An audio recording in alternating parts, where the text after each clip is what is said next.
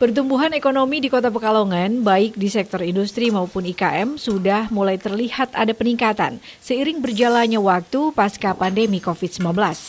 Bahkan di sektor IKM sendiri seperti makanan dan minuman selama pandemi kemarin justru semakin bertambah.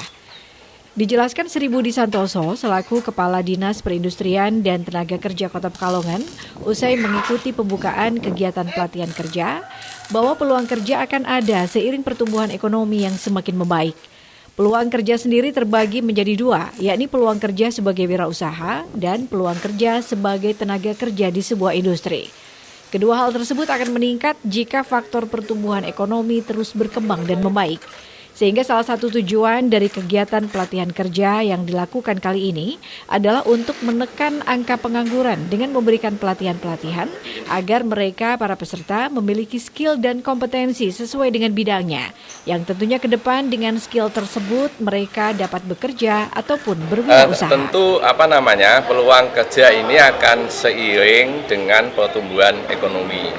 Ekonomi yang mulai tumbuh itu pasti tanda bahwa usaha-usaha IKM, industri, produktivitasnya berjalan dengan baik lah. Peluang kerja itu kan ada dua kategori kalau kita katakan ya. Satu adalah peluang untuk bekerja sebagai wirausahawan.